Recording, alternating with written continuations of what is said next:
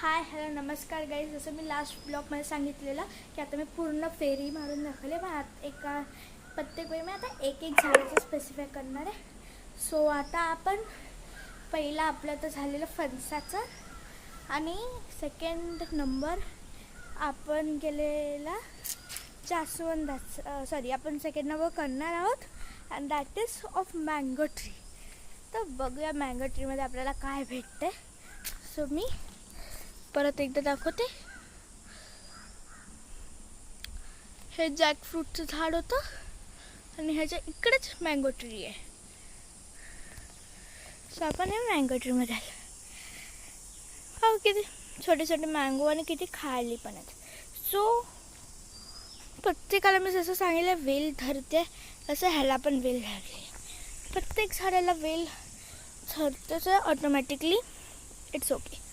आता हे धरते म्हणजे काहीतरी चांगलंच आहे. सो हे मँगो आहे बघा, किती क्यूट क्यूट मँगो आहेत. पिकले नाही आहेत, हे लेट पिकतील, पण आपण बघूया. ओ गाईस, हे बघा आपल्याला काहीतरी भेटलं. वाव, मँगो एक पडलेला आहे छोटा बेबीवाला. उचले आपण याला. थांबा. वाव, पिक्चरातून डीक येतोय.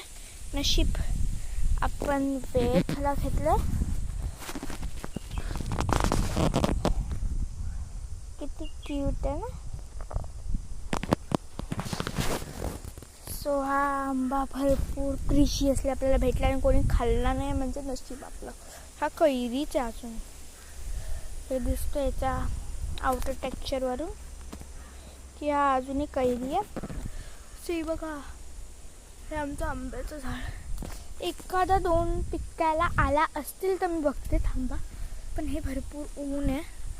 I don't think so. पण जसं ऊन जास्त होईल तसे ऑफकोर्सली आंबे पण लवकर पिकतील. आय होप सो की इथे काहीतरी असेल जे पिकत असेल. अँड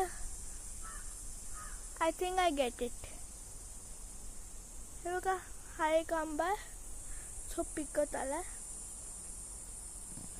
असंच असतील. हे बघा किती खाल पण आहेत आंब्यात.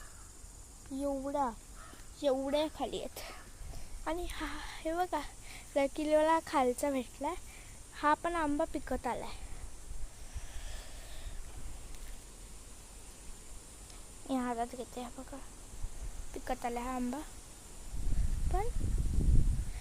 सो आजसाठी आपण हा मँगोची ट्री वर पण एक आंबा आहे बघा. ऑलमोस्ट किती वरपर्यंत आंबेत. सो हवा सुटली आहे, मँगो पडू पण शकतात, पण लेट इट बी. आपण आज जाऊया अँड हा छोटा बेबी मँगोला बघूया किती छान आहे. पण हे भरपूर हलत आहे बघा, किती उंच आहे. आणि मँगोज तिथे पण आहेत. जॅकफ्रूटचं पण सेम आहे. मँगोचं हेच आहे की एवढ्या हायला पण आहेत आणि ते पण